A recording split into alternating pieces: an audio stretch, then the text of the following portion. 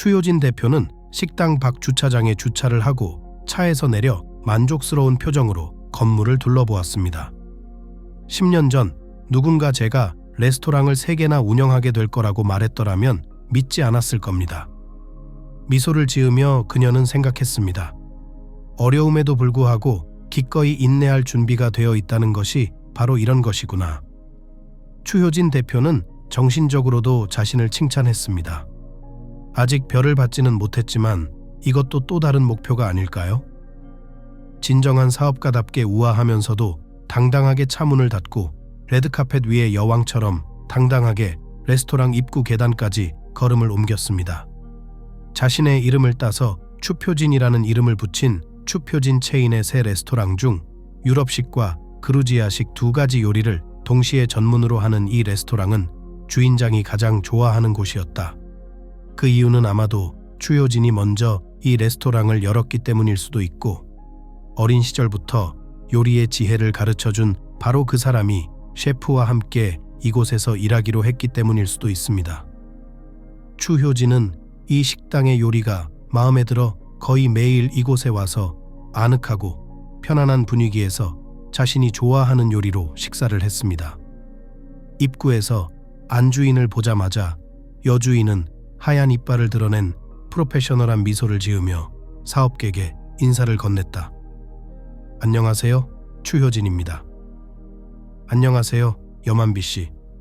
안주인이 대답했다. 오늘은 좀 어떠세요? 그녀는 벽 전체가 통유리로 된 커다란 창문 옆에 조금 떨어져 있는 개인 테이블로 향했다. 평소와 다름없습니다. 염한비는 미소를 지으며 그녀의 뒤를 따라갔다. 평소대로 하면 좋겠네요. 추효진은 테이블에 앉으면서 분명히 말했다. 당연히 좋죠. 소녀는 그녀를 안심시켰다. 오늘은 깜짝 선물이 있다고 귀띔했다. 염한비는 음흉하게 목소리를 낮췄다. 오, 예. 안주인이 미소 지었다. 뭔데? 주인은 구체적으로 말하지 않았다. 염한비가 대답했다. 직접 말씀드리겠다고 하셨어요. 알았어. 그럼 엄영철을 이쪽으로 불러. 추효진은 푹신한 의자에 기대어 눈을 감으며 말했다. 알겠습니다. 염한비가 대답하며 레스토랑 매니저에게로 향했다. 방 안에는 은은한 라이브 음악이 흘러나왔고 방 옆에서 은은하게 쏟아지는 빛이 편안한 휴식을 취할 수 있는 공간으로 느껴졌습니다. 각 테이블에 놓인 작은 램프가 가정적이고 따뜻한 분위기를 연출했습니다. 안녕하세요, 추효진입니다. 레스토랑 매니저인 엄영철 씨가 안주인의 테이블에 나타나 옆에 서서 주문을 기다렸습니다. 안녕하세요. 안주인이 눈을 떴다. 앉으세요. 그녀는 맞은편에 있는 진짜 의자로 고개를 끄덕였다. 엄영철, 이번 주에 무슨 일이야? 반품, 접시, 불만사항? 지배인이 자리에 앉자 그녀가 물었다. 없었다. 추효진은 매니저에게 자신 있게 대답했다. 우리 셰프와 함께라면 반품은 불가능하다고. 그는 확신했다. 무슨 일이 있었나요? 누군가 우리 음식이나 서비스에 대해 좋지 않은 말을 했나요? 아직 못 들었어요. 안주인에게 대답했습니다. 우리 식당에 음식 평론가가 있다는 소문만 들었어요. 그는 모든 사람을 괴롭히고 모든 일을 크게 만드는 것을 좋아합니다. 그녀는 설명했습니다. 그리고 그가 아직 우리에게 왔는지 아닌지 궁금합니다. 추효진 그런 건 아직 못 봤어요. 엄영철이 대답했다. 하지만 이젠 내가 알아서 모두에게 전해줄게. 오늘 저녁 뭐 먹을래? 그는 주제를 바꿨다. 오늘 당신이 좋아하는 샐러드 맛있어요. 아니요, 오늘은 좀 더 든든한 걸로 주세요. 고기요, 생각 중이야. 그럼 로스트 비프 샐러드 주세요. 매니저가 의무적으로 말했습니다. 아니면 케밥? 유혹하지 마세요, 엄영철 씨. 안주인은 일축했다. 아니면 나를 위해 내 식당의 문을 더 넓혀야 할 테니까. 농담이었다. 당신의 완벽한 몸매로. 아첨하듯 매니저의 손을 툭툭 쳤다. 안주인 말고요. 그런데 염한비 씨, 사장님이 깜짝 선물이 있다면서요? 뭔지 아세요? 아니, 매니저가 어깨를 으쓱했어. 내가 만회할게요. 그는 간절하게 말했다. 좋아, 좋아. 그리고 로스트 비프 샐러드도 가져와. 추효진은 다시 의자에 기대어 눈을 감으며 매니저에게 지시했다. 순종하고 순종해, 추효진. 매니저는 의자에서 벌떡 일어나 홀에서 사라졌습니다. 아, 한 가지 더. 가스 없이 레몬물 좀 가져와요. 추효진은 눈을 뜨지 않고 조용한 식당의 분위기를 즐기며 그의 말을 따라 말했다. 그런데 갑자기 이 아늑한 분위기와는 전혀 어울리지 않는 소리가 귓가에 들려왔다. 아니, 들어본 적 없는 은은하지만 분명한 소리였다. 추효진 뒤에서 누군가 말했다. 웨이터. 더 큰 목소리가 말했다. 주방장님, 누가 저한테 올 거예요? 안 올 거예요? 그는 계속해서 분개하며 요구했다. 추효진은 눈을 뜨고 뒤돌아 말썽꾼을 보았다. 그녀의 뒤쪽 테이블에 앉은 사람은 잘생긴 반듯한 얼굴에 연한 금발머리를 깔끔하게 빗고 짧은 수염을 잘 다듬은 젊은 남자였다. 그의 잘생긴 얼굴에 번진 불만과 비웃음의 찡그린 표정은 깔끔한 모델 외모와 분명한 불협화음처럼 보였습니다. 일종의 마네킹, 잘생긴 모델. 추효진은 불만을 품은 방문객을 바라보며 생각했다. 아니면 그 시끄러운 비평가일지도 모른다는 생각이 문득 떠올랐다. 뭔가 잘못됐다. 웨이터 야승원이 자신의 테이블로 뛰어 올라갔다. 어떻게 생각하세요? 당황한 남자가 분개하며 말했다. 이봐, 이게 뭐야? 그는 테이블에서 접시를 집어들어 야승원의 코 밑으로 밀어 넣었습니다. 이게 뭐야? 아니면 이것이 당신의 순서입니까? 잘생긴 남자가 접시를 손가락으로 가리켰다. 머리카락이 안 보여요? 내가 보여줄게. 야승원은 테이블에 몸을 기대고 미남의 접시를 열심히 쳐다보았다. 우리가 정리할게요. 실례합니다. 그는 접시를 집어 주방으로 가져갔다. 추효진 씨도 마찬가지였습니다. 불만을 품은 손님은 멈추지 않았다. 입맛을 망쳤어. 안녕하세요, 추효진 씨. 안주인이 들었습니다. 옹경수 셰프가 방에 나타났다. 이것부터 정리할게요. 그는 약속하며 서비스 품질에 불만을 품은 미남의 테이블로 향했다. 운영철 부장은 미안한 미소를 지으며 안타까운 접시를 손에 들고 조용히 주방장 뒤로 걸어갔다. 저를 소환한 게 당신이었나요?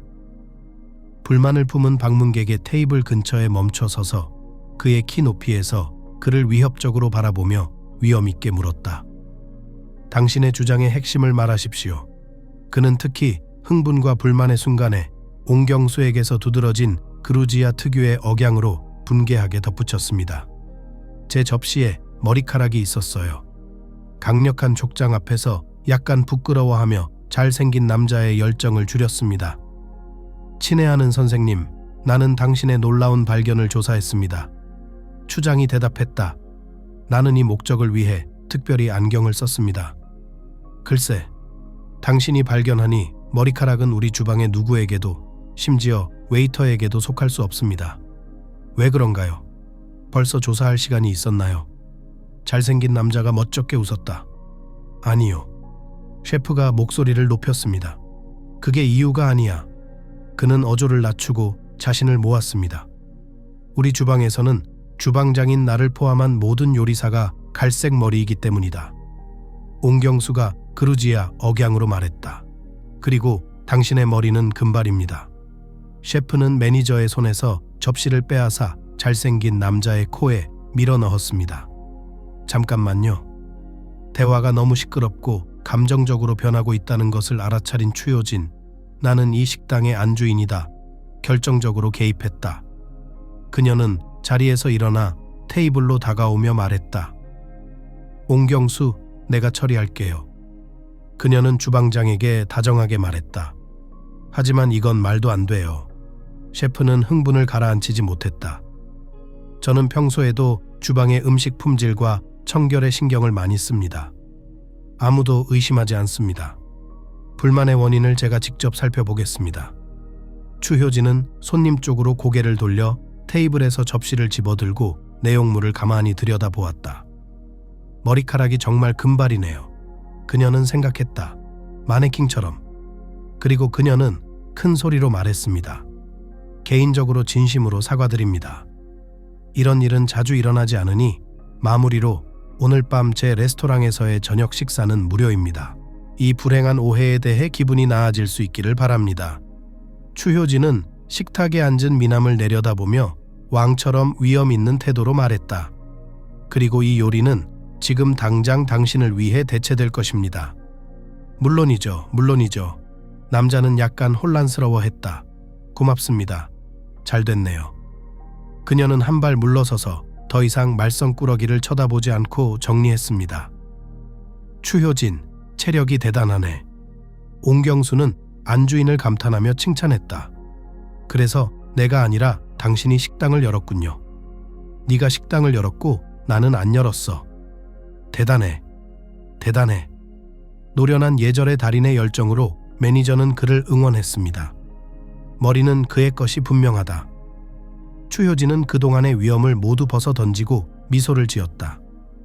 그가 직접 붙였다고 해도 놀랍지 않을 것 같았다. 하지만 만약 그가 말싸움을 하는 평론가라면 어떨까 싶었다. 그런 사람은 본 적이 없다고 생각했습니다. 이 모든 게 다 함정인 게 분명해요. 그래, 추효진, 내가 말하려고 했어. 완전히 진정된 추효진은 진정한 그루지아의 열정으로 덧붙였다. 좋은 생각이 떠올랐어요.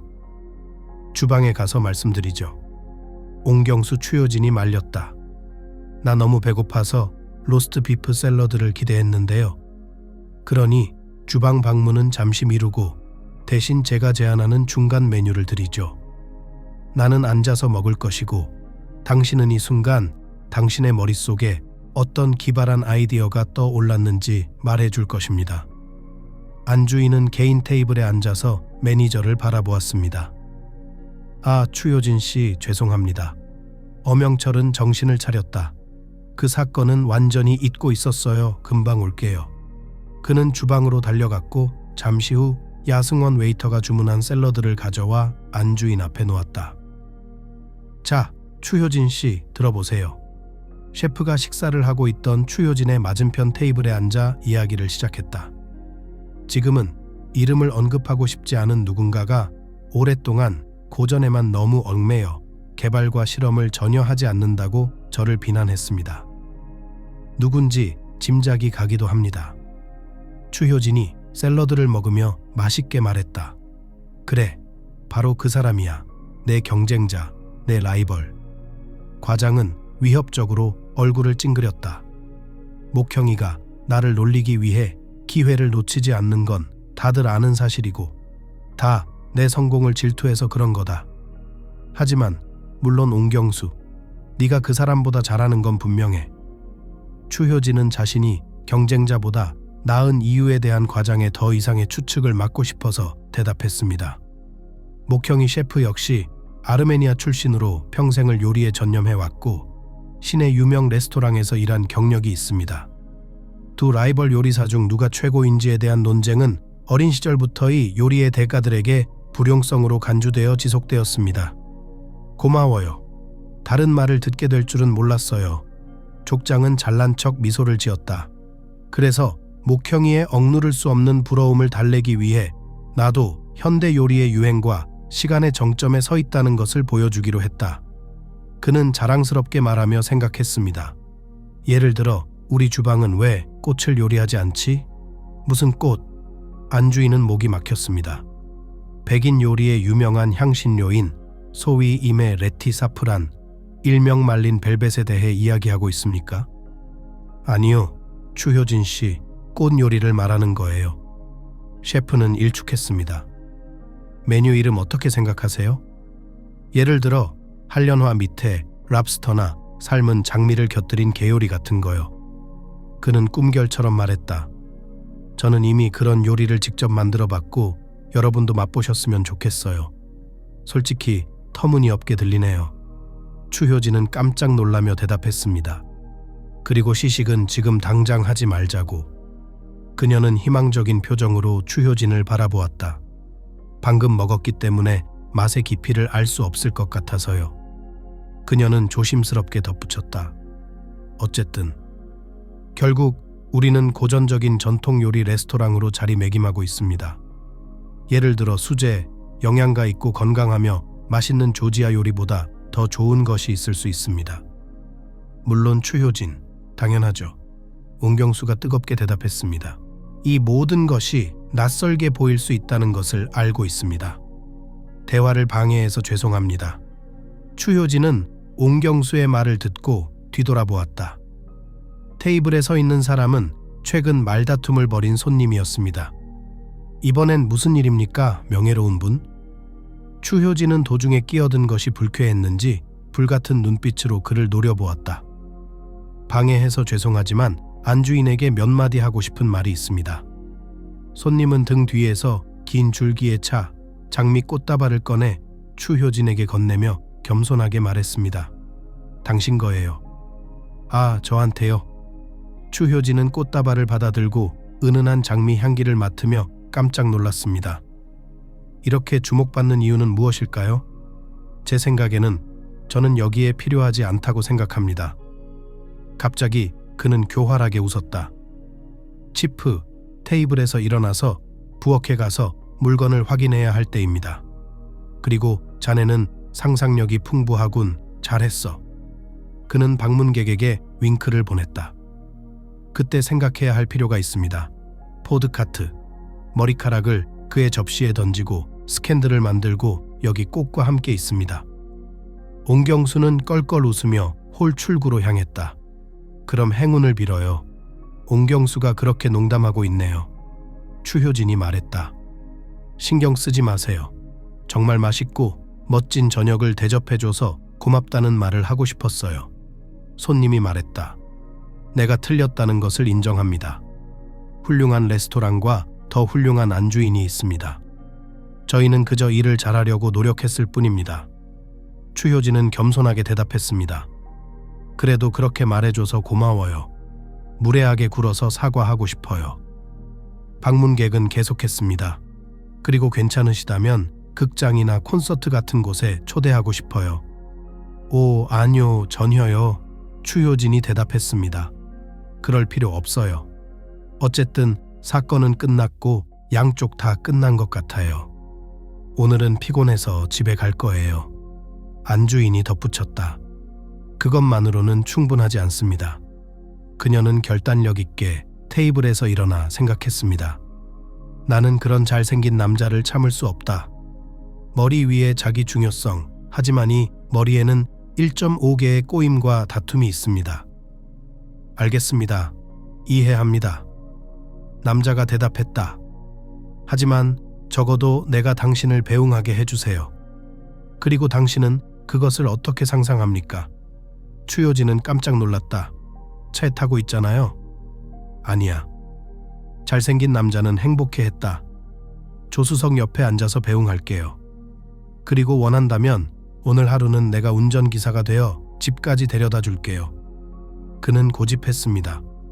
어쨌든 그런 사업가라면 개인 운전사가 필요할 것 같지 않나요? 아첨꾼이군요. 아, 그렇군요. 추효진은 그를 바라보았다. 가족을 행복하게 해주려고 몇 번이나 노력했지만 부잣집 아가씨, 사냥꾼과 마주치는 불운을 겪은 그녀는 지금의 에스코트 제이가 그다지 달갑지 않았다. 거절하지 마세요. 방문객은 뒤처지지 않았습니다. 그런데 제 이름은 곽승현입니다. 자기소개를 했어요. 그리고 운전은 전혀 나쁘지 않아요. 직접 보시면 아시겠죠? 뭐라고 불러드릴까요? 추효진입니다.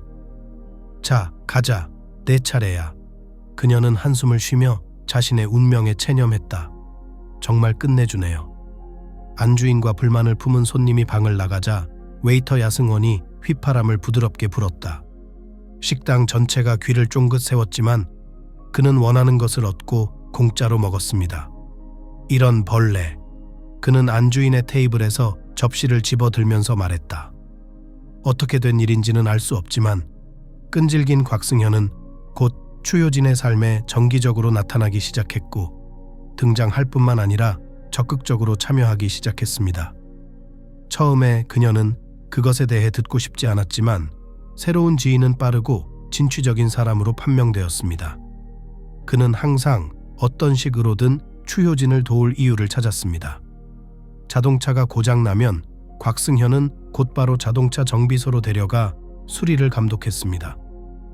협력업체와도 연락을 취해야 했죠. 이번에도 마법처럼 곽승현 님이 나타나 문제를 해결해 주셨습니다. 뜻밖의 자발적 도우미는 아무런 대가를 요구하지 않았습니다. 그는 안주인을 귀찮게 하지 않았고 정확하고 신사적으로 행동했습니다. 곧 추효진 자신은 어떻게 알지 못한 채 이미 그녀의 삶에서 그의 끊임없는 존재에 익숙해졌고, 때로는 긴급한 필요에도 불구하고 그녀의 삶에 대처하지 못한 것이 아니라 때때로 매우 필요한 소녀의 도움이 필요했습니다. 곽승현, 당신도 나름의 직업이 있지 않나요? 내 말 한마디에 공짜로 도와줄 수 있겠어? 추효진이 물어본 적이 있습니다. 지금은 아니야. 곽승현은 무심하게 대답했다. 다니던 직장을 그만뒀기 때문에 적은 돈으로 생활하고 있습니다. 그런 식입니다.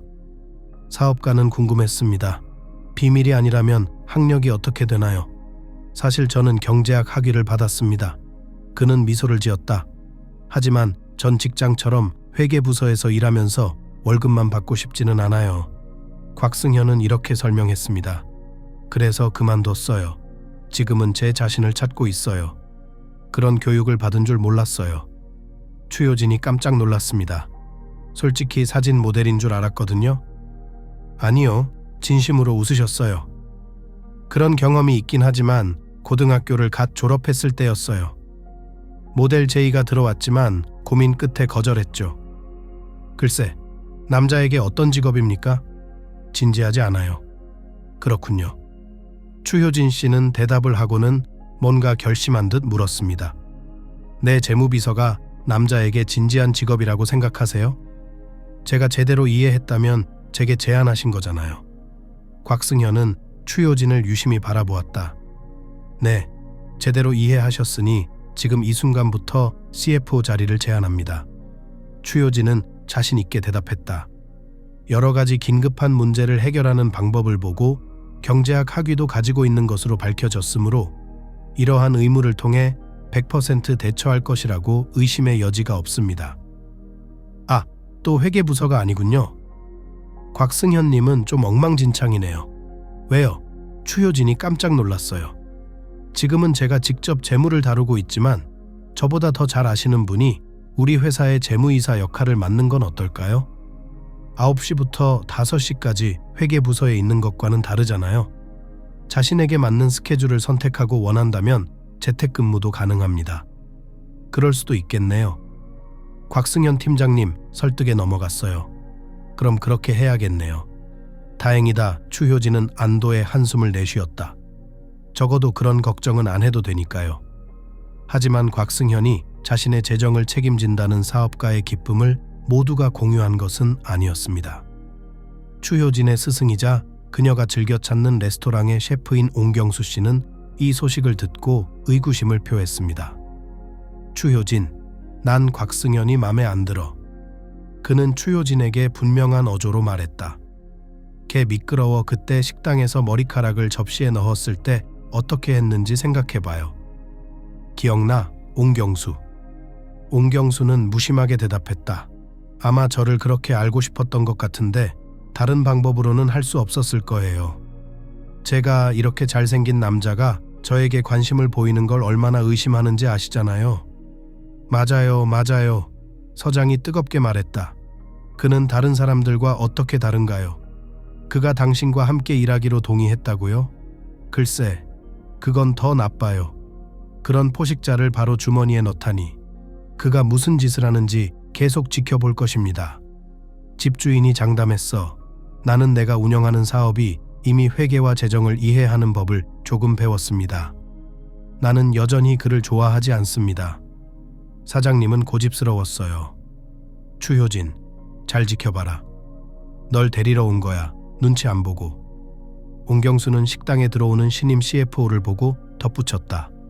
저기 서서 손 흔들고 있잖아. 실장은 못마땅한 표정으로 그를 쳐다보았다. 그럼 전 가볼게요. 그녀는 사장님께 인사를 하고는 가벼운 걸음걸이로 곽승현을 향해 걸어갔다. 싫어요, 싫어요, 싫어요. 그게 다예요. 옹경수는 그녀를 바라보며 생각에 잠긴 듯 말했다. 옹경수가 사기꾼이라고 생각하세요? 매니저인 운영철이 물었다. 아무 생각 없어요, 운영철 씨. 운영철은 짜증스럽게 손을 흔들었다. 하지만 추효진은 나한테 낯선 사람이 아니다. 14살 때부터 알고 지냈어요. 어렸을 때 제 부엌에 와서 효진 아저씨 요리 좀 가르쳐 주세요. 옹경수 삼촌 요리 가르쳐 주세요. 저도 삼촌처럼 되고 싶어요. 그는 그리운 듯 한숨을 쉬었다. 아직도 나한테는 딸 같은 애야. 알잖아? 우리 추효진 씨는 이제 없네. 그는 매니저의 눈을 바라보며 고개를 저었다. 곽승현이라는 사람이 자기 일을 잘 아는 모양이다. 사라졌다니 무슨 말이야? 과장은 짙은 검은 눈썹을 움직이며 매니저를 노려보았다. 엄영철, 왜 이렇게 일찍부터 당황해?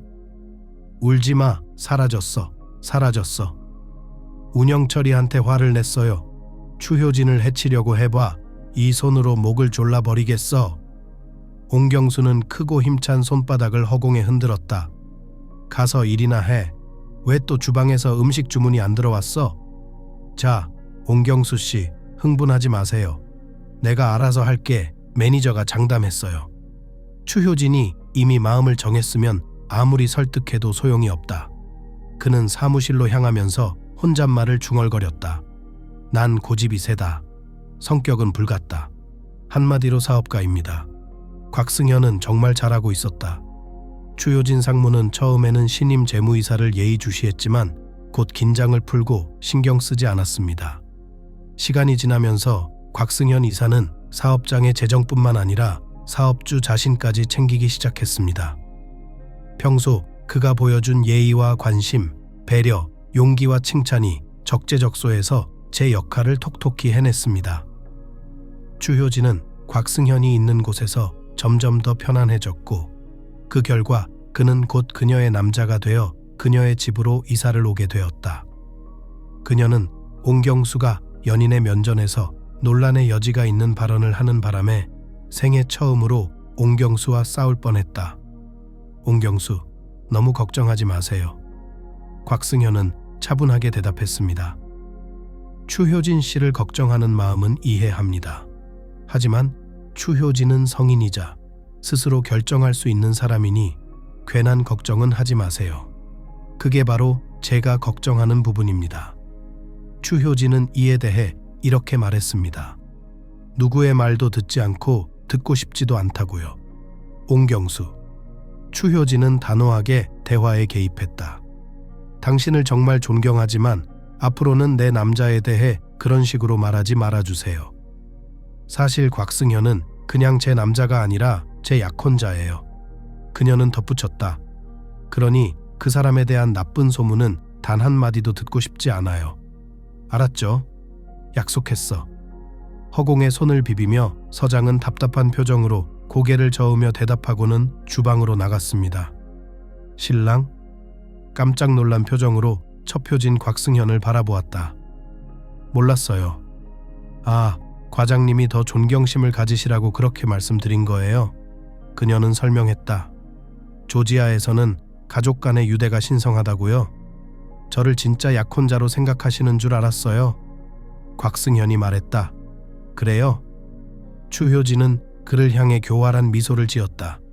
하지만 내가 어떻게? 아직 청혼도 안 했잖아요. 그녀는 속눈썹을 내리며 시시하게 덧붙였다. 안 했어요. 하지만 감히 하지 못했습니다. 그는 뜨겁게 대답하면서 나는 누구이며 당신의 합법적인 남편이 되기 위해 무엇을 제공할 수 있다고 말했습니다. 하지만 내가 감히 했다면 당신은 나에게 뭐라고 말했을까요? 그는 망설이면서 물었다. 아직 모르겠습니다. 추효진은 한참을 생각했다. 이 심각한 질문은 잠시 접어두자. 우리는 이미 함께 살고 있고 결혼식과 여권 도장은 단지 형식적인 절차에 불과하지 않습니까? 글쎄, 당신이 말했듯이 여보. 연인이 대답했습니다. 추효진, 여자들은 보통 결혼을 하고 싶고 청혼을 기대하고 있기 때문에 명확히 할 필요가 있다고 생각했습니다. 곽승현, 지금은 안 돼요. 추효진은 과거 사생활에 대한 고민을 떠올리며 그에게 말했다. 과거의 잠재적인 구혼자들도 결혼과 마음의 제한으로 지체하지 않았고 나중에 그들이 진부한 사기꾼이라는 것이 밝혀졌습니다. 결혼의 주제에 대한 시간이 지나면 추효진은 여전히 예기치 않게 돌아와야 했습니다. 종종 공정한 섹스의 구성원과 함께 그녀는 갑자기 임신한 것을 발견했습니다. 어린이의 탄생의 사업가, 식당가는 아직 진지하게 생각하지 않았습니다. 그녀는 그럴 시간이 없었고 결혼하지 않고 출산하고 싶지 않았습니다. 이 소식에 놀란 추효진은 곽승현에게 말할지 말지 고민했습니다. 곽승현이 이 소식을 어떻게 받아들일지 고민하던 중 영리한 연인이 알아챘습니다. 추효진 씨, 왜 그렇게 짠 음식에 목이 마르세요? 그는 어느 날 장아찌 반 리터를 먹어치우는 추효진을 보며 진심으로 궁금해하며 물었습니다. 어제는 천거, 그 전날은 버섯 장아찌였어요. 너 임신한 거 아니지? 임신했어요. 추효진은 더 이상 자신의 상황을 숨기지 않기로 했습니다. 그게 뭐가 그리 놀라워요? 그녀는 피클 항아리에 소금물을 컵에 붓고 탁한 액체를 흠뻑 들이키며 즐거워했다. 뭐, 아무 말도 안 했잖아. 곽승현은 기분이 좋아졌다. 왜 나한테 숨겼는지 모르겠다. 그는 답답한 마음에 어깨를 으쓱했다. 그런데 알고 보니 피임약이 효과가 없었다고요? 그런 것 같더라고요. 추효진은 동의하며 소금물을 다 마시고 피클병을 들어 컵에 새 것을 부었다. 여보, 조심해. 남편이 항아리를 가져갔다. 그 상태에서는 피클을 너무 많이 먹으면 안 좋다고 들었어요. 잊지 마. 내 아기이기도 해. 그나저나 나 이제 정직한 남자로서 너랑 결혼해야겠다. 추효진 애인 추효진을 봤어요. 이번엔 못 빠져나갈 거야. 알잖아? 알았어. 그럼 동의했어. 그냥 약속한 거야. 내가 출산하고 나서 결혼하는 거야. 인부복 입고 소처럼 보이고 싶지 않아요. 농담이었어. 맘대로 해. 여보. 곽승현은 동의했다. 당신이 출산하고 우리가 결혼하고 당신이 조용히 육아휴직을 하고 내가 사업을 물려받으면 모든 게 잘 될 거라고요. 하지만 함께 병원에 가자고요. 약속했어. 그가 말했죠. 아이의 인생에 처음부터 관여하고 싶다고요. 옹경수는 그 소식을 듣고 너무 기뻐서 외쳤다. 축하한다. 우리 딸. 인생의 꽃. 아이들아. 하지만 곽승현과 결혼한다는 사실이 더 안타깝다. 이장님은 침울한 표정이었습니다. 옹경수, 어떻게 그럴 수가 있나? 추효진은 깜짝 놀랐다.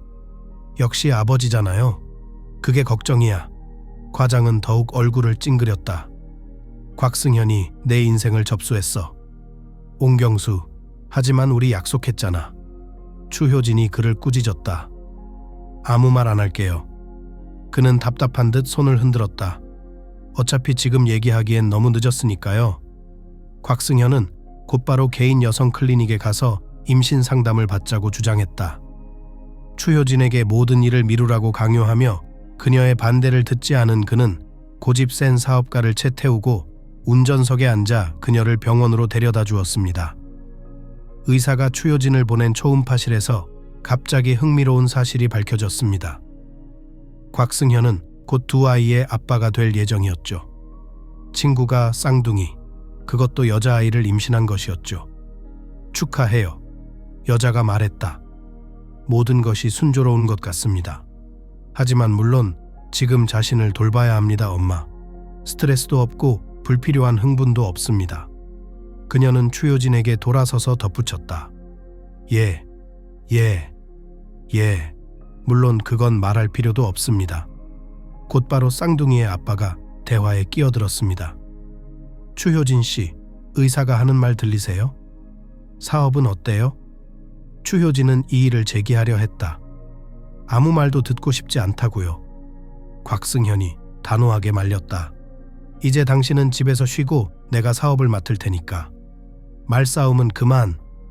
물론 추효진은 집에 머물지 않았지만 곽승현은 자상한 약혼자이자 아이들의 미래 아버지로서 사업과 관련된 결정은 아내의 의견을 무시하고 자신이 직접 내리는 경우가 많았습니다. CFO를 잘 감시하겠다는 약속을 한 옹경수는 곽승현이 여자 몰래 하는 일을 좋아하는 여자에게 반드시 알려주었다. 추효진이 약혼자의 독단적인 행동에 불쾌감을 표시하기 시작하면 그는 여보 미안해 괜히 귀찮게 할 생각은 없었고 의사 선생님 말씀 들었잖아. 난 그냥 선생님 권유대로 한 거야 라는 말 한마디로 답하곤 했습니다. 추효진의 임신은 순조롭게 진행되었지만 출산일이 다가올수록 주인은 점점 더 힘들어졌습니다. 출산 3주 전 임신 담당 의사는 추효진 씨에게 병원에 가보라고 권유했습니다. 검사 결과가 악화되었다는 것이었습니다. 어떻게 그토록 일찍 식당 주인이 자신을 병원 담벼락에 가두려는 것을 거부하지 않았을까요? 의사는 끈질기게 그녀를 설득했다. 쌍둥이, 특히 첫 번째 임신이 있다는 것을 이해하십시오. 그녀는 말했다. 우리는 귀하의 건강 지표의 모든 변화를 엄격하게 모니터링하고 이해해야 합니다. 하나라도 놓치면 임신이 위태로워질 수 있다고요. 추효진은 순순히 순종하고 짐을 싸서 병원으로 이동해야 했다. 여보, 걱정하지 마세요. 약혼자는 차 운전석에 앉아 그녀를 병원으로 데려다주며 안심시켰습니다. 내가 사업을 돌볼 테니 매일 상황을 보고하고 계속 업데이트할게요. 약속할게요. 추효진은 병원에 갔고 곽승현은 약속대로 매일 병문안을 다니며 사업 현황을 보고했습니다. 일주일밖에 안 됐지만 이런 시간이 익숙하지 않은 사업가는 하루라도 더 있으면 미쳐버릴 것 같다고 의사 선생님께 말씀드렸다고 합니다. 알았어요. 의사가 대답했습니다. 분석 결과가 정상으로 돌아왔으니 이제 집에 가셔도 되지만 3일 동안은 더 이상은 안 됩니다. 상태가 어떻게 변하는지 보고 출산 때까지 병원에 입원하는 것이 합당한지 결정하겠습니다. 감사합니다.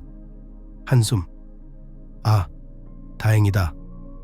추효진은 기뻐하며 곧바로 곽승현에게 전화를 걸어 병원에서 데리러 오라고 했다. 하지만 알 수 없는 이유로 약혼자의 전화는 받지 않았습니다. 몇 번 더 전화를 건 추효진 씨는 더 이상 곽승현 씨에게 전화를 걸지 않기로 마음먹고 병원에 더 이상 머물고 싶지 않아 택시를 불러 집으로 데려다 주었습니다. 집에는 신랑이 없었지만 추효진은 당연히 놀라지 않았습니다. 한낮의 업무 시간이었고 곽승현은 업무로 바빴을 가능성이 컸습니다. 침실에는 전원이 켜진 노트북이 침대 위에 놓여 있었습니다. 화면에는 주인이 닫지 않은 탭이 표시되어 있었습니다. 급한 일로 갑작스레 집을 나간 모양이었다. 추효진은 화면을 흘끗 쳐다보았습니다. 그러다 갑자기 옆에 있는 침대에 앉아 마우스를 클릭하며 눈앞에 나타난 것을 깜짝 놀라 바라보았습니다. 이게 뭐지? 이럴 수가 없습니다. 그녀는 자신의 눈을 믿을 수 없었습니다. 화면에는 곽승현이 한 번에 여러 명의 여성과 데이트 사이트에서 주고받은 대화가 담겨 있었습니다. 추효진의 눈에 들어온 것은 모두 부유하거나 자신의 사업을 운영하고 있다는 점이었다. 가장 최근의 서신에는 사업가이자 미용실 체인점을 운영하는 묘가인 씨가 오늘 시내 중심가의 한 이탈리안 레스토랑에서 약혼자를 만나기로 했다는 내용이 담겨 있었습니다.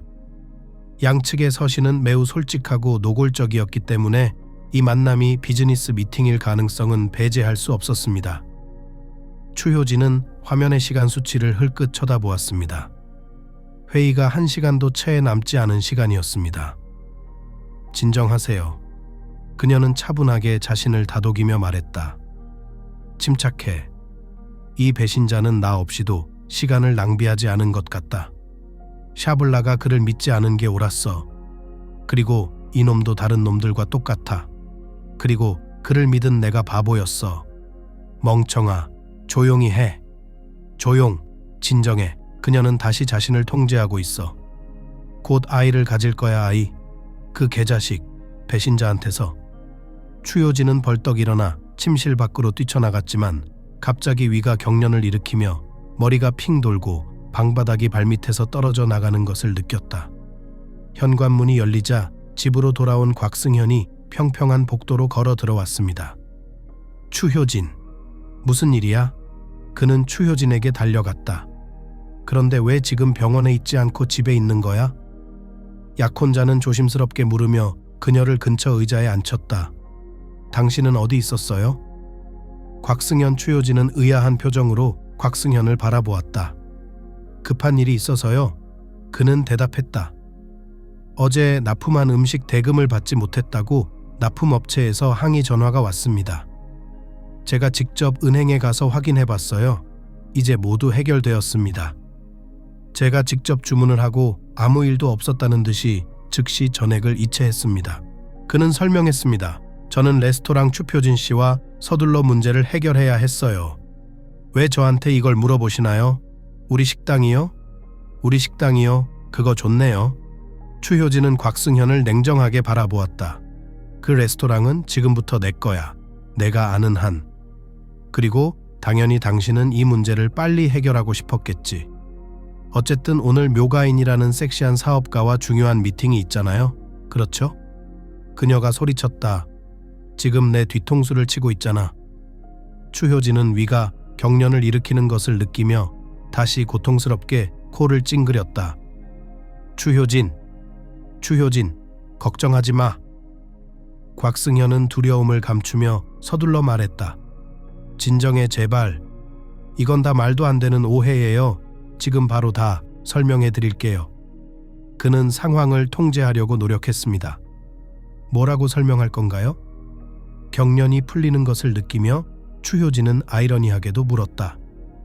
여보, 당신이 생각하는 그런 게 아니라 모든 남자 배신자의 고전적인 장르인 허니 같은 게 아니야. 추효진, 잠깐만요. 개인적으로 받아들이지 마세요. 곽승현은 포기하지 않았어. 난 여전히 당신 약혼자이자 미래의 남편이고 그뿐 아니라 당신 두 아이의 아빠라는 것도 잊지 마세요. 아무리 내 잘못이라고 해도 이런 상황을 어떻게 고려하지 않을 수 있겠어? 약혼자? 미래의 남편? 추효진은 마치 처음 보는 사람처럼 그를 바라보았다. 내가 당신 노트북에서 찾은 걸 보고 정말 내가 당신과 결혼할 거라고 생각해요? 당신은 약혼자가 아니라 실수로 나를 임신시킨 내 애인일 뿐이야. 추효진, 진정하고 감정 없이 얘기하자. 곽승현이 말했다. 아이는 곧 태어날 거야, 애들? 추효진은 한숨을 크게 내쉬었다. 배신자이자 사기꾼인 아이들. 이 아이들이 태어나면 뭐가 될까? 아예 존재하지 않았으면 좋겠어. 그녀는 흐느꼈다. 아야, 뭔가 잡히는 것 같아요.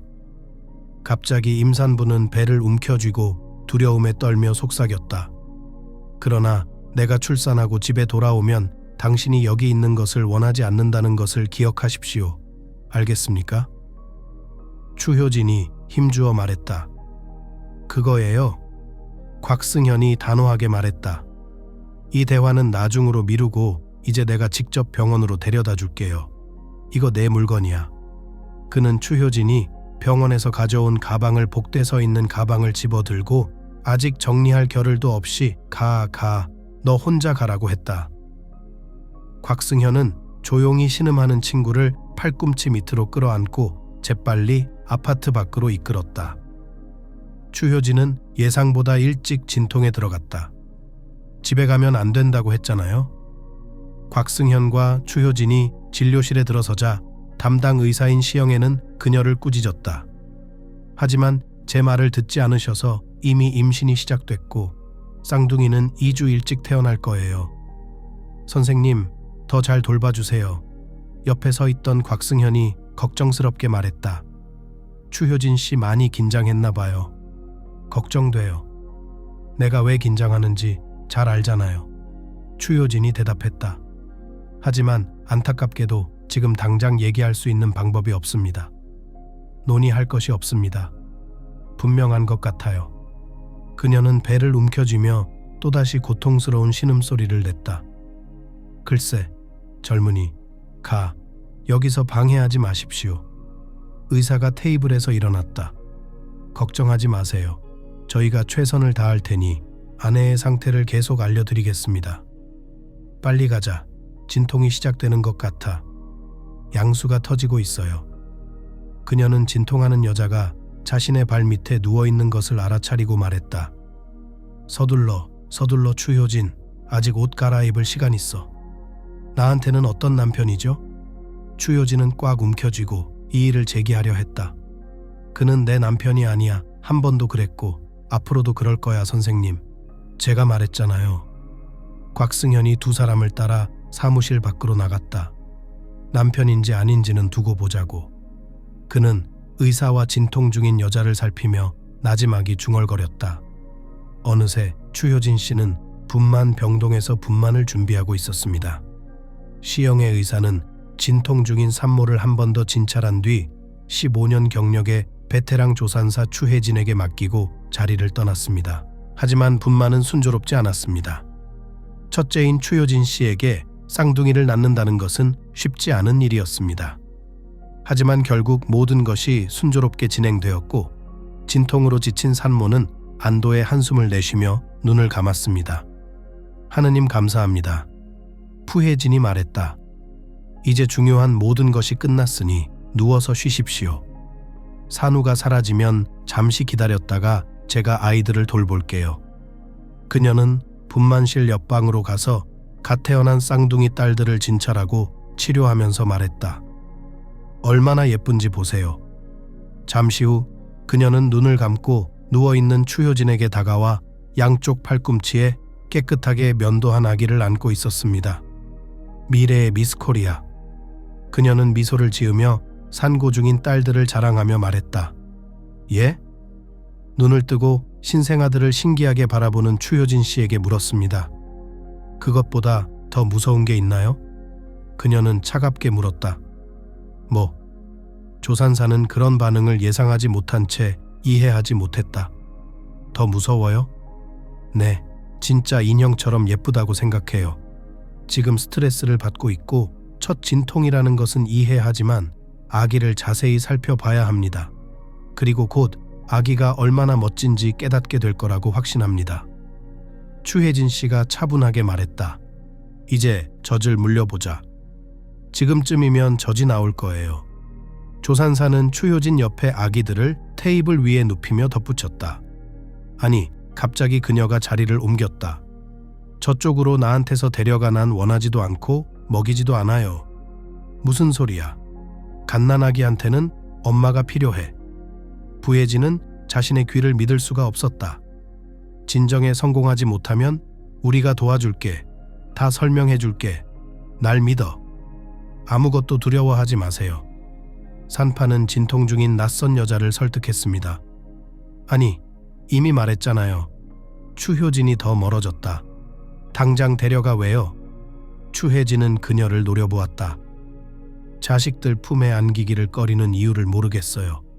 거의 9개월 동안 아이를 안고 있었잖아요. 스스로를 돌보셨잖아요. 임신 클리닉에 정기적으로 나타났고요. 그 말은 당신이 아이를 원했다는 뜻이죠. 지금은 뭐가 달라졌는지 모르겠어요.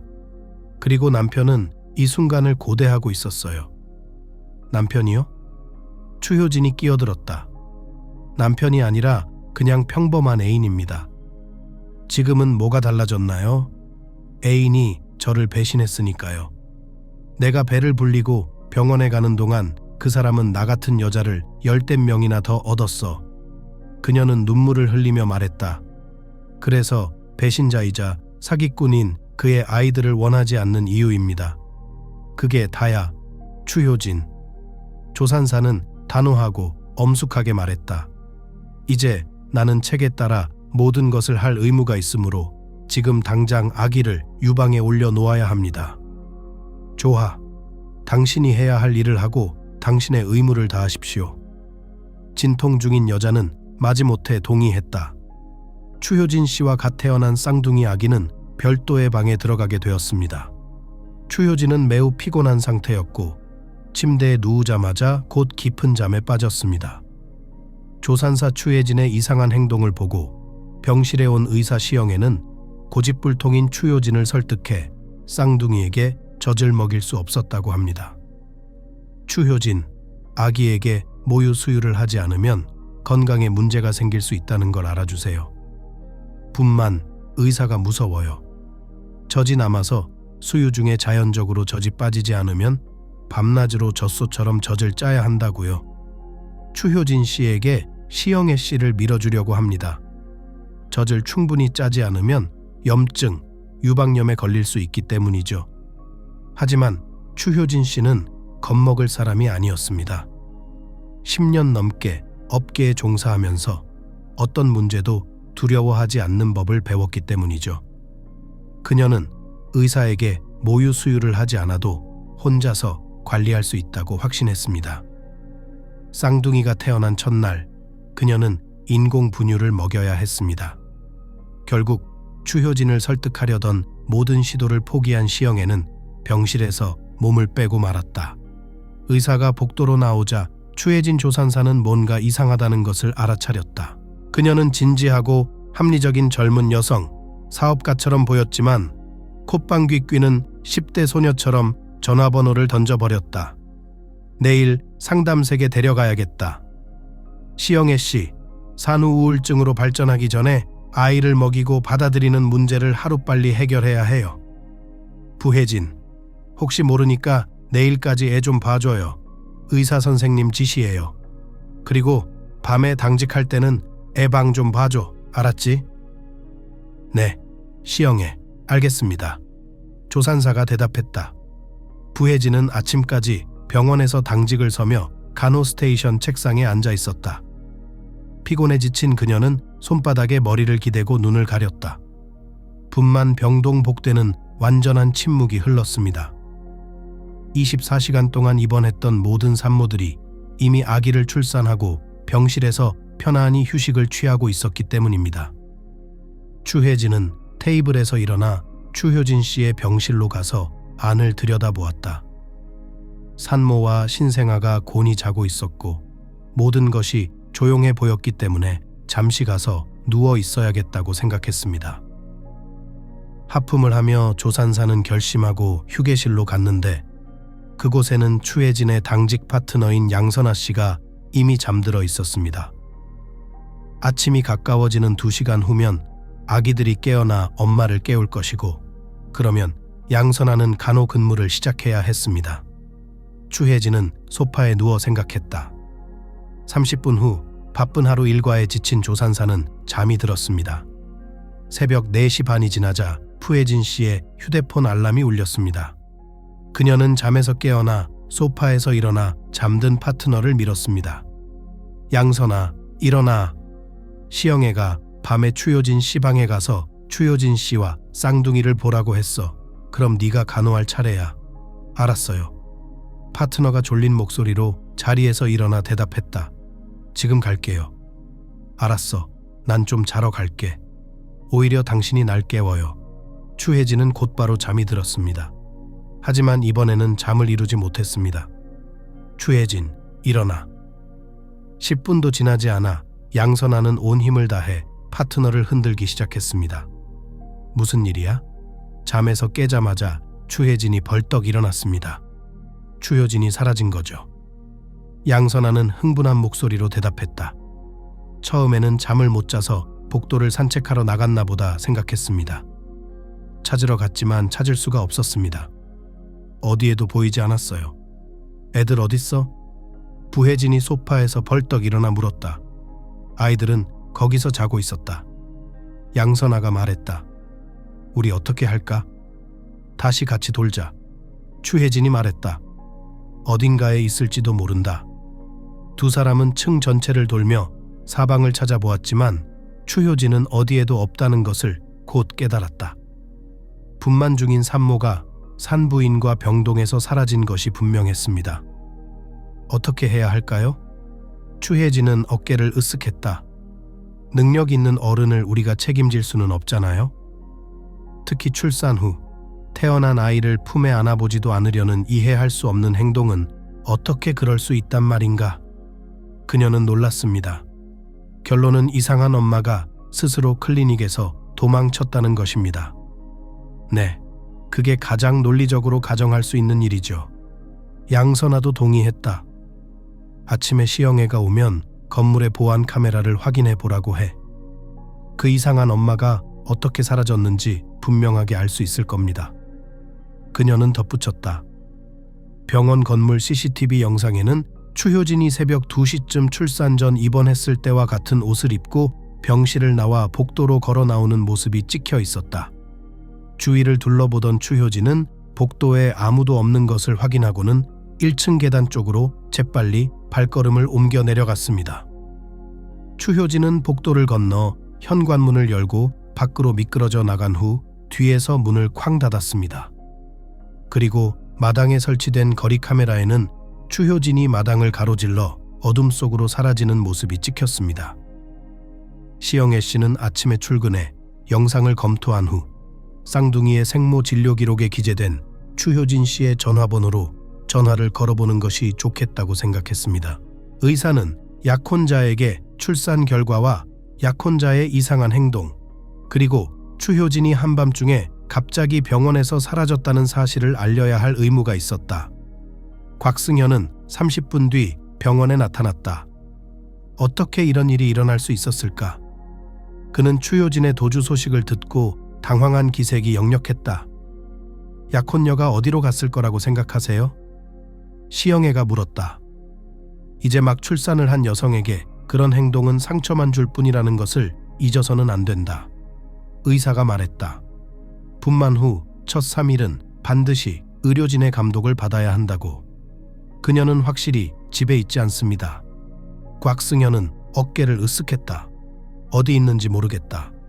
추효진이 요즘 이상하게 행동한다며 걱정스럽게 말했다. 그동안 받은 스트레스와 임신 때문에 정신이 좀 이상해진 건 아닐까.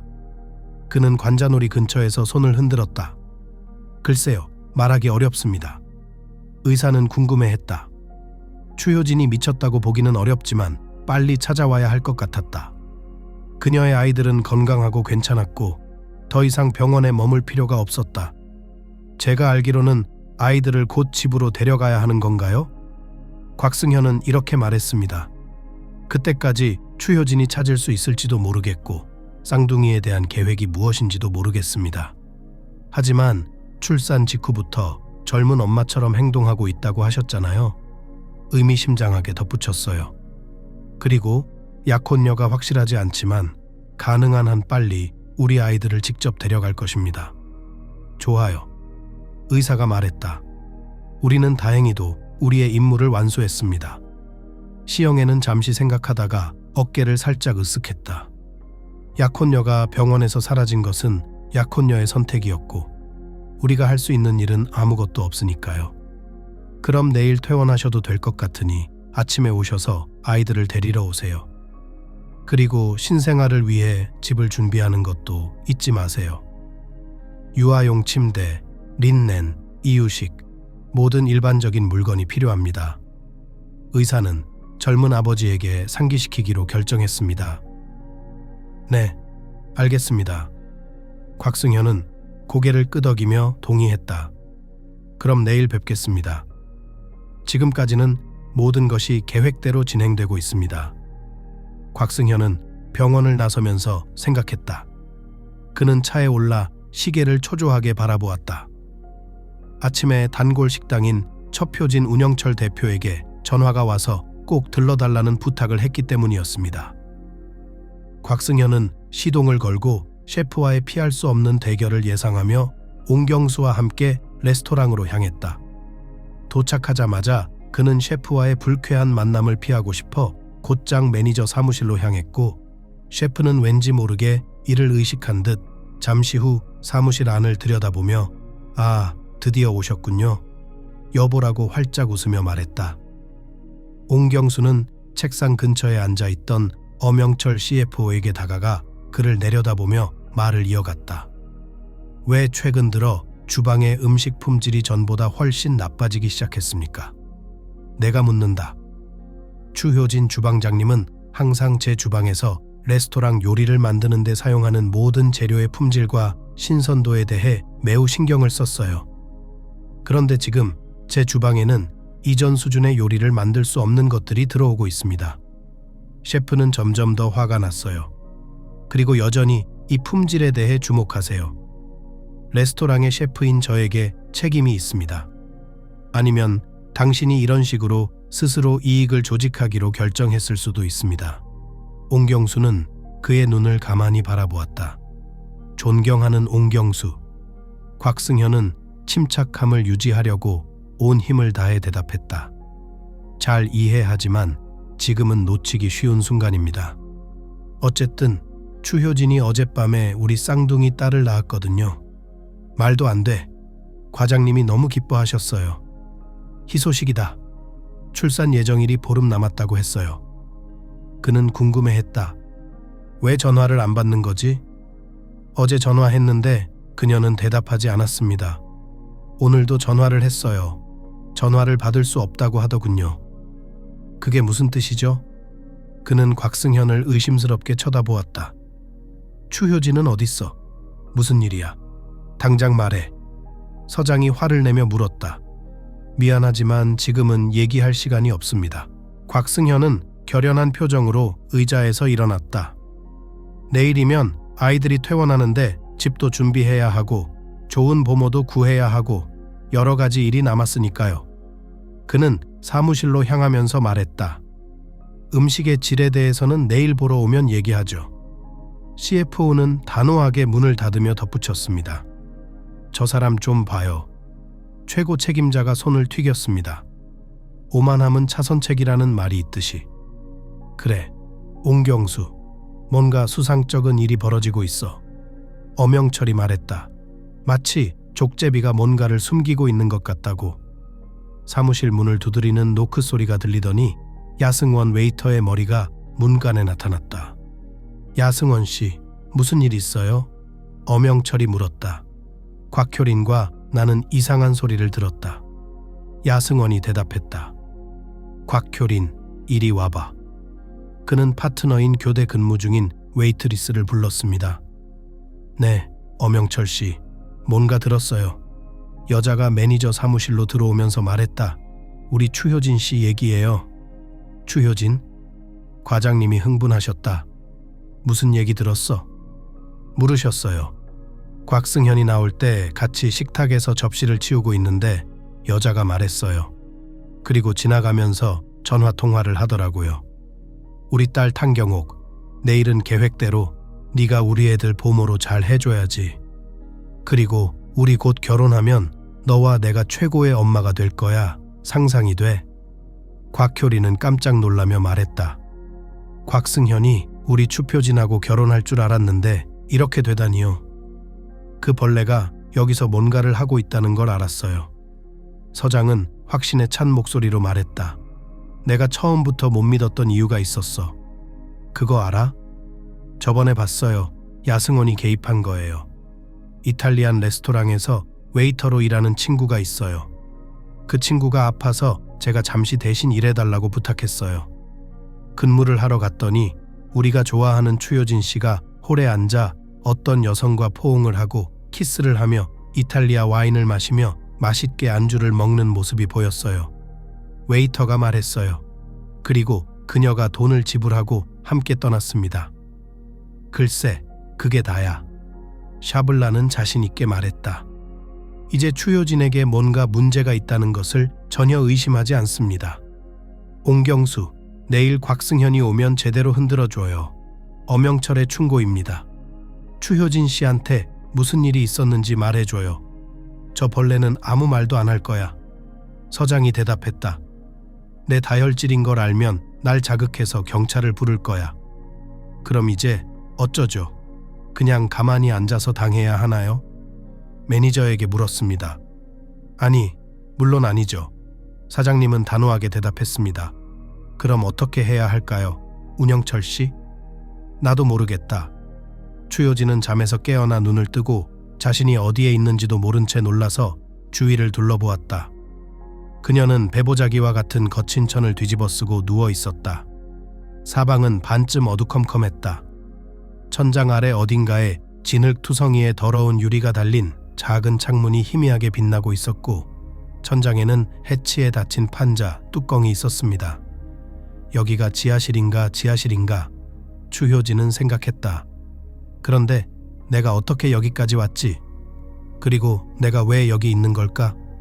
주머니를 더듬으며 기억을 더듬어 보았지만 휴대폰은 거기 없었다. 갑자기 머리 위 어딘가에서 가벼운 발걸음 소리가 들렸는데 마치 가벼운 여성이나 아이가 바닥을 가로질러 걸어가는 것 같았습니다. 아기들, 추효진은 기억을 떠올렸다. 나 전날 출산했어. 맙소사, 머리가 아파. 그녀는 몸을 일으켜 세우려다 메스꺼움을 느꼈다. 추효진의 머리 바로 위에서 발소리가 멈추고 몇 초 동안 조용해지더니 마치 걸어가는 사람이 방을 나서는 것처럼 다시 들려왔다. 야, 거기 누구야? 추효진은 머리 위에 워커가 떠날까봐 겁이 나서 소리쳤다. 당장 여기서 나가게 해줘요. 내 말 들려요. 천장에 해치 덮개가 열리자 지하실 입구에 기대어 있는 한 남자의 실루엣에 가려 희미한 햇살이 방 안으로 들어왔다. 왜 그렇게 큰 소리로 외치나요? 젊은 여성 목소리가 말했다. 목이 찢어지고 쉰 목소리가 나오고 싶습니까?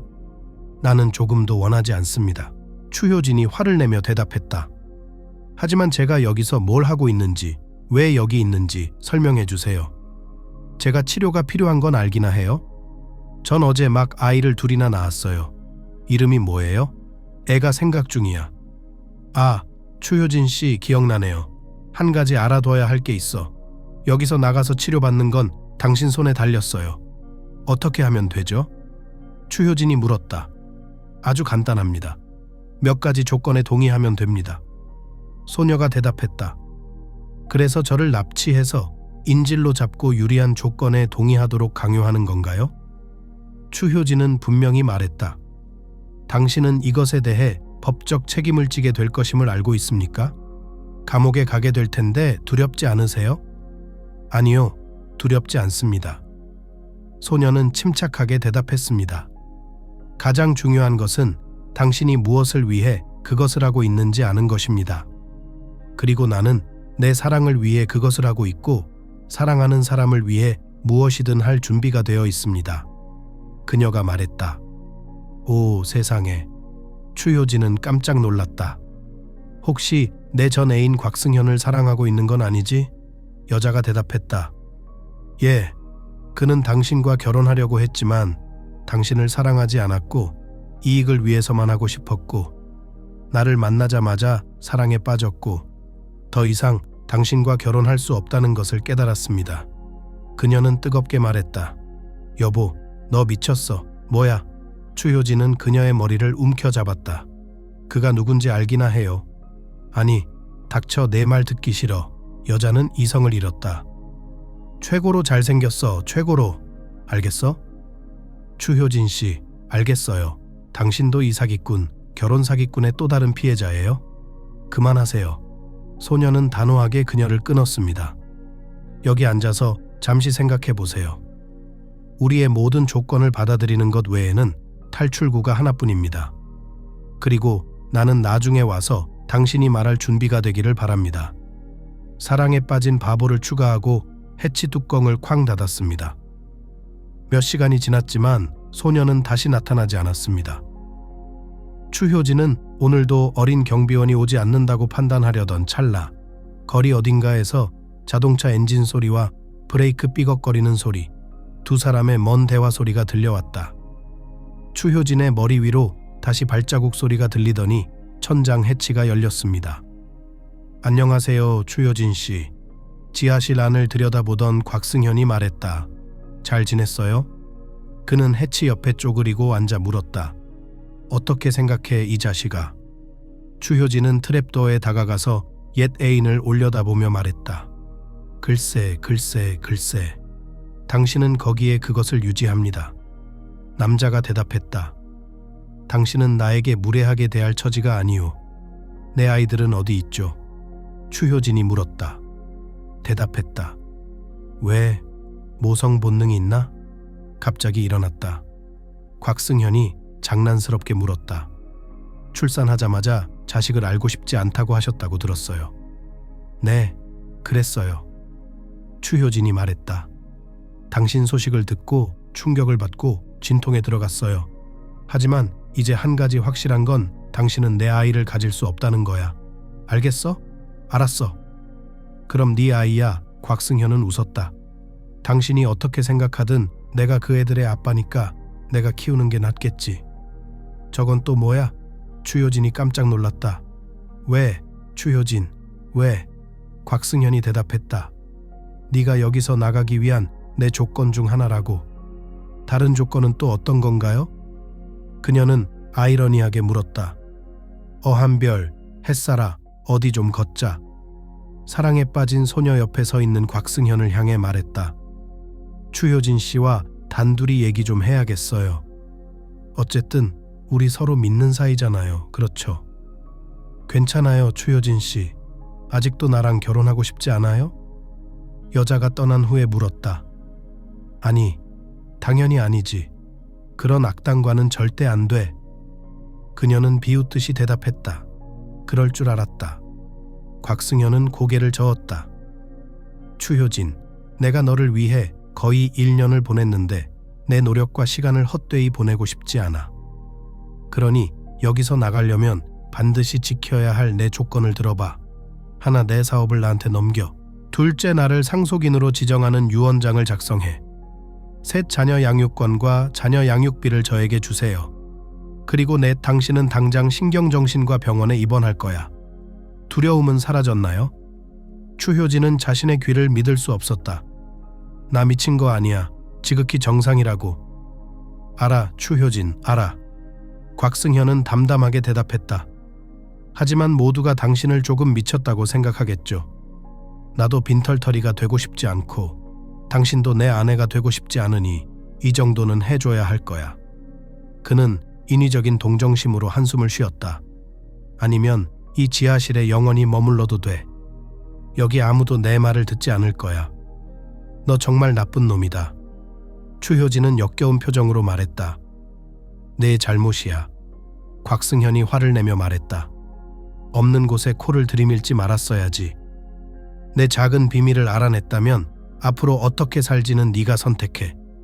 그리고 그는 낄낄거렸다. 대단하군.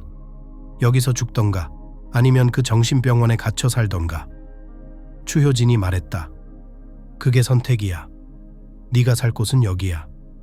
곽승현이 말했다. 몇 달 후면 나갈 거야. 네 생각, 특히 너한테 유리하게 유언장을 만들겠다는 생각은 마음에 안 들어. 추효진이 생각 중입니다. 이 정신병원에서 절대 못 나올 수도 있고 나올 수는 있겠지만 내 발로 나올 수도 있겠다는 생각이 들었습니다. 추효진, 생각해봐요. 곽승현이 쪼그려 앉은 자세에서 일어나며 조언했다. 잠시만요. 내일까지만 시간을 주시고 내일 서명하셔야 할 서류들 가지고 다시 오겠습니다. 안녕히 계세요. 그는 해치 덮개를 닫으며 말했다. 야, 잠깐. 추효진이 멈췄어. 물 좀 줘. 그녀는 닫힌 맨홀 뚜껑을 향해 소리쳤다. 그러나 아무도 대답하지 않았고 인질은 위층에 아무도 없다는 것을 깨닫고 자신에게 관심을 끌기 위한 모든 시도를 포기하고 잠자리에 들었습니다. 다음 날 옹경수는 곽승현이 식당에 도착하기를 고대하고 있었다. 곰곰이 생각한 끝에 그는 한 가지를 깨달았습니다. 자신이 좋아하는 추효진에게 무슨 일이 생겼는지 알기 위해서는 곽승현을 따라가야 한다는 사실을요. 신랑은 추효진이 어디 있는지 어디가 아픈지 정확히 알고 있으니 반드시 그녀와 연락을 취할 것이라고 확신했습니다. 아침에 겨우 출근한 옹경수는 아침 일찍 수셰프에게 가서 그루지아어로 말했다. 나는 아주 중요한 일로 급히 자리를 비워야 하니까 오늘은 네가 주방을 맡아줘. 곽승현 재무이사가 곧 올 거라고요. 우리 주방에 음식 주문하지 말라고 전해주세요. 알겠습니다, 셰프님. 손영진이 대답했다. 걱정 마세요. 제가 알아서 할게요. 그는 그를 안심시켰다. 유망한 젊은 대리에게 칭찬을 한 후 셰프는 주방을 떠났습니다. 그는 밖으로 나가 식당 앞에 있는 자신의 차에 올라타 곽승현이 나타나기를 기다렸다. CFO는 특별히 서두를 일이 없었기 때문에 전고 무렵이 되어서야 식당 앞에 차를 세웠습니다. 곽승현은 차에서 내려 식당 문 뒤로 사라졌습니다. 샤블라는 참을성 있게 기다렸습니다. 곽승현 CFO는 약 20분간 그 자리에 머물다가 다시 차를 타고 추효진 대표가 운영하는 다른 식당 2곳에 순차적으로 들렀습니다. 마침내 곽승현 실장은 안심한 듯 밖으로 나와 다시 차에 앉았습니다.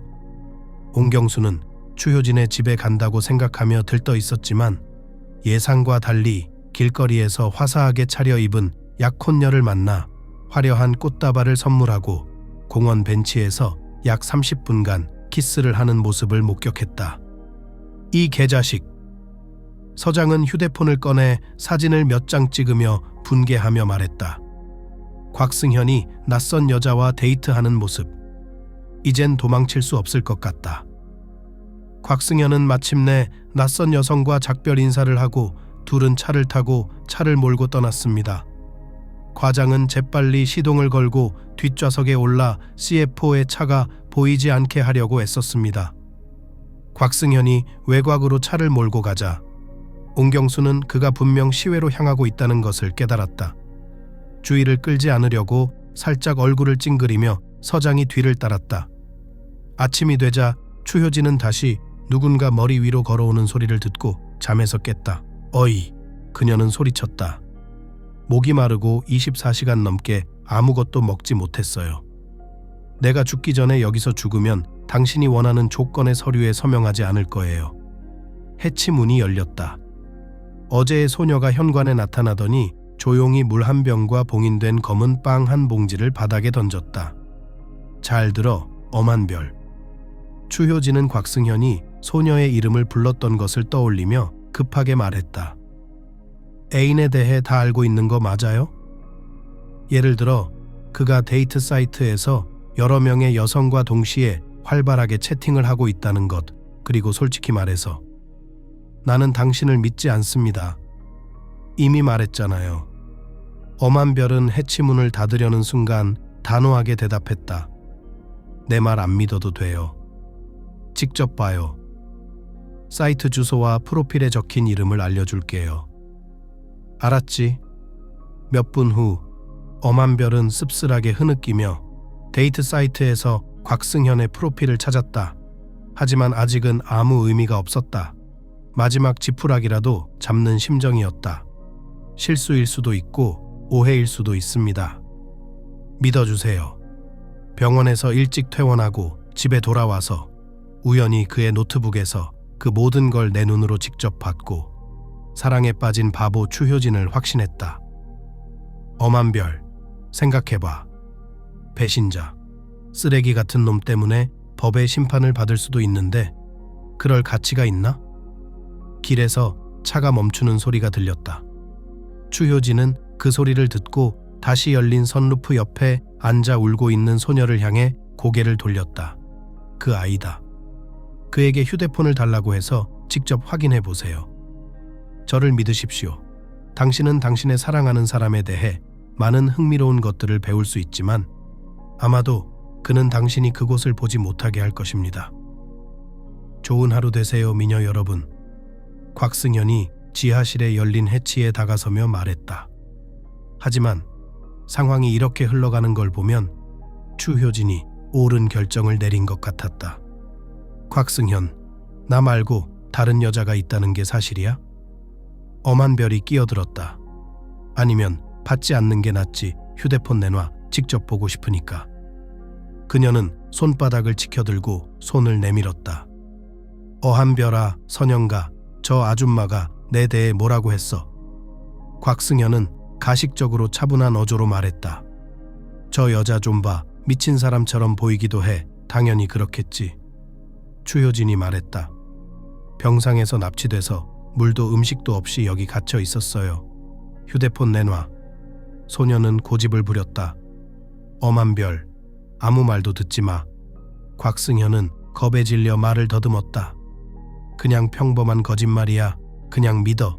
그게 다야. 믿지 마세요. 갑자기 그루지야 억양이 눈에 띄는 목소리가 들렸다. 저 자식은 거짓말을 하고 있다. 너한테만 거짓말을 하는 게 아니다. 옹경수는 기분 좋게 외쳤다. 추효진, 나 찾았어? 네, 저예요. 서장은 지하실로 통하는 해치까지 단호하게 걸어가 안을 들여다보며 말했다. 추효진, 내 불쌍한 딸아, 여기서 나가. 이제 그만해. 그는 주위를 둘러보다가 벽 근처에 사다리가 서 있는 것을 발견하고는 사다리를 잡고 지하실로 내려갔다. 사다리를 타고 내려가면 병원에 데려다 줄게요. 그는 추효진이 밖으로 나올 수 있도록 도와주며 덧붙였다. 자, 꼬맹가, 네가 봐야 할 게 있다. 서장은 근처에서 조용히 울고 있는 엄한별을 향해 고개를 돌렸다. 그는 주머니에서 휴대폰을 꺼내 곽승현이 낯선 여자와 데이트하는 사진을 꺼내더니 휴대폰 화면을 여자를 향해 돌리며 말했다. 이게 더 필요한 증거입니다. 불과 1시간 전의 일이지만 그게 전부가 아닙니다. 식당에서 다른 여자와 함께 있는 모습이 목격됐고, 집에서 그가 속인 다른 여자는 추효진이 얼마 전 낳은 아이를 돌보고 있었다. 이럴 수가. 엄한별은 흐느꼈다. 곽승현, 어떻게 이럴 수가 있어? 닥쳐, 이 바보야. 엄한별이 화를 내며 말했다. 너희들 때문에 속이 쓰리다. 애들한테 뭘 약속했어? 아마 추효진을 없애고 그 사업을 물려받아 결혼을 하겠다고 했겠지. 서장은 겁에 질린 곽승현을 위협적인 경멸의 눈빛으로 바라봤지만 그들은 어리석게도 그 말을 믿고 어떻게든 도와주려 했다. 그런데 문제는 이거였죠. 곽승현은 추효진에게 단호하게 말했다. 당신을 경찰에 신고해야겠어. 하지만 그 전에 여기서 나가서 다시는 만나지 말아요. 알겠어? 애들은 어쩌고? 곽승현은 반대를 하려고 했어요. 애들은 내 더러운 짓을 위한 수단일 뿐이야. 이제야 깨달았다. 추효진은 역겨운 표정으로 대답했다. 애들한테 그런 아빠가 왜 필요해? 당신 없이도 내가 알아서 할 수 있어. 날 믿어. 마음대로 하세요. 완전히 졌다는 것을 깨달은 곽승현은 황급히 그럼 가봐야겠다고 대답했다. 그리고는 방을 서성이다가 갑자기 방에서 뛰쳐나와 문을 박차고 나갔다. 뛰어, 따라잡히기 전에. 최고 재무책임자 서장이 그를 향해 소리쳤어요. 나 어떻게 찾았어, 옹경수? 추효진이 그를 껴안으며 물었다. 나는 그를 따라갔다.